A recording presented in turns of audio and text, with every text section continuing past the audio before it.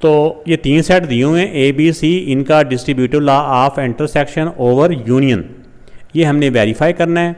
तो इसमें जो डिस्ट्रीब्यूटिव लॉ ऑफ इंटरसेक्शन होता है, इसमें ए पहले इंटरसेक्शन तो इंटरसेक्शन,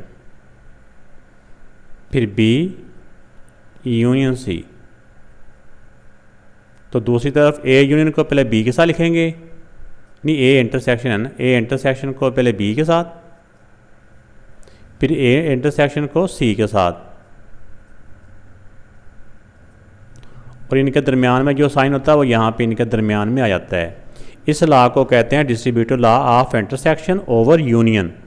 तो इसको हमने इन सेट्स की हेल्प से हमने इनको वेन डायग्राम के थ्रू वेरीफाई करना है कि इसकी लेफ़्ट साइड और राइट साइड का सेम आंसर आता है, सेम शेप्स इसकी डायग्राम शेड होती हैं। आइए इसको वेन डायग्राम पे देखते हैं। तो पहले हम लेफ़्ट साइड का एक वेन डायग्राम ड्रा कर लेते हैं।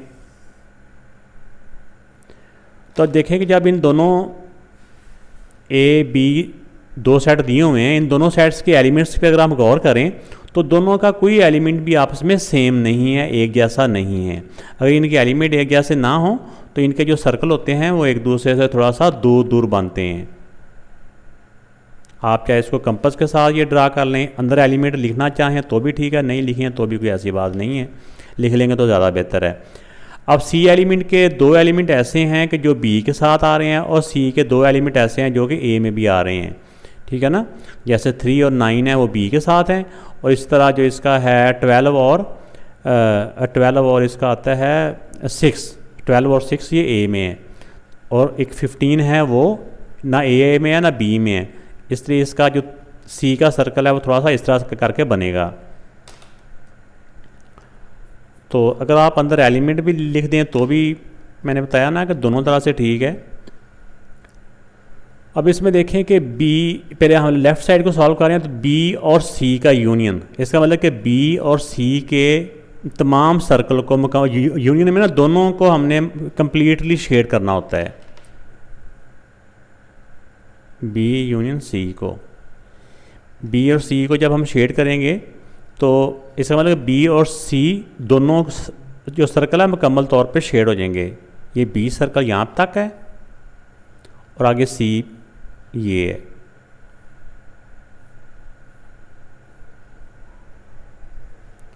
तो जहाँ पे इसका मतलब ये हुआ कि बी और सी, बी यूनियन सी का वो आंसर है। यहाँ पे सिर्फ ये वाली लाइंस हैं, ये जो लाइंस हैं ये बी यूनियन सी को रिप्रेजेंट कर रही हैं।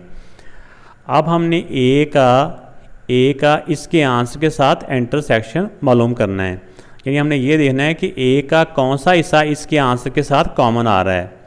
अगर आप गौर करें तो ए का सिर्फ ये वाला हिस्सा ए के अंदर है ना, तो ए सर्कल का ये वाला हिस्सा ये ग्रीन लाइनों के साथ टच कर रहा है, तो ये वाला हिस्सा ये ऐसे, तब इसका आ जाएगा ए इंटरसेक्शन बी यूनियन सी।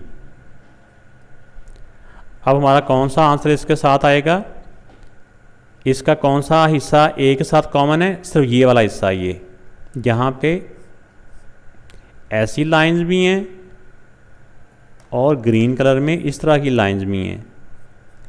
ये वाला जो शेड है ना, जहाँ पे ये दोनों शेड हैं, ये हमारा आंसर है। इसके साथ लिख देते हैं ये लेफ़्ट हैंड साइड का है।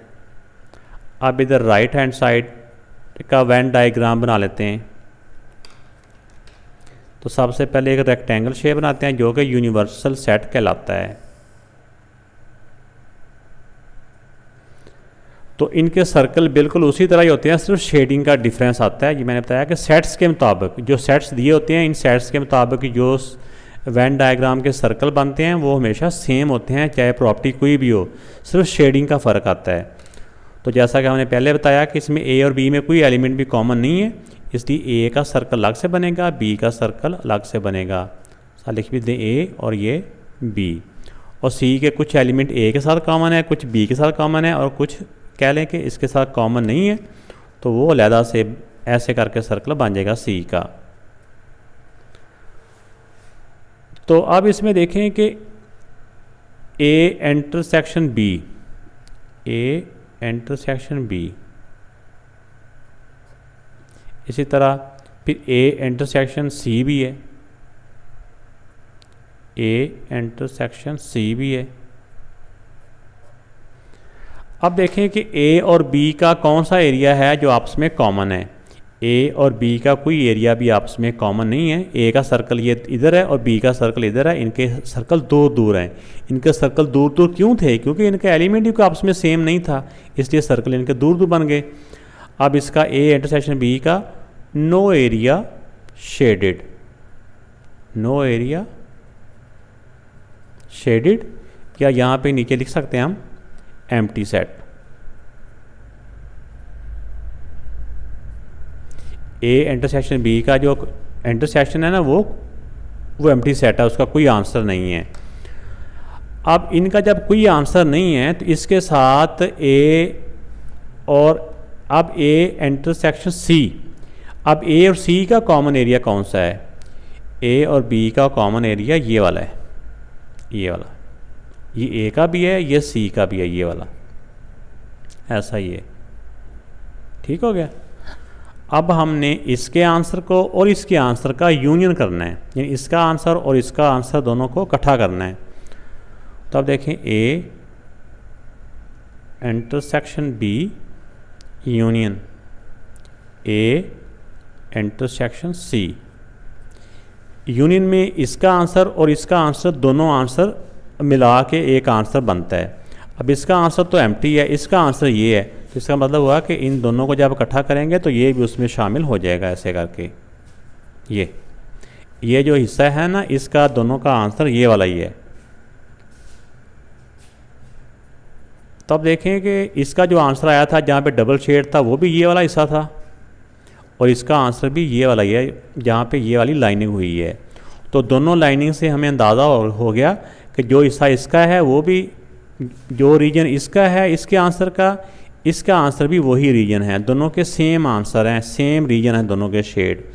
तो इससे भी ये distributive law of intersection over union verify हो गया। तो एंड पे हम इस तरह लिख देंगे, from above both Venn diagrams verified that distributive law of intersection over union of sets, यानी दोनों का सेम एरिया ही शेडेड है। इसका आंसर भी ये वाला है और इसका आंसर भी ये वाला हिस्सा है ये। ठीक है ना। तो ये मैंने आपको दोबारा मज़ीद समझाने के लिए शेड सेम कर दिए, वरना स्टेप्स के अंदर में आपने यही लिखना है। तो ये हमारा सेम आंसर है, तो इसलिए ये प्रॉपर्टी वेन डायग्राम से भी प्रूव हो गई। तो इस तरह से अगर आप इन सेट्स को वैसे भी सॉल्व करें तो पहले बी और सी का यूनियन कर लेंगे, जो आंसर आएगा उसका ए के साथ इंटरसेक्शन मालूम कर लेंगे। इसी तरह राइट साइड में ए और बी का इंटरसेक्शन, और इसी तरह फिर इस ब्रैकेट में ए और सी का इंटरसेक्शन करेंगे, फिर दोनों के आंसर का यूनियन कर लेंगे, यानी दोनों के आंसर को इकट्ठा करेंगे तो हमारा आंसर आ जाएगा। तो उससे भी ये प्रॉपर्टी वेरीफाई हो जाएगी और वेन डायग्राम से भी ये प्रॉपर्टी वेरीफाई हो गई।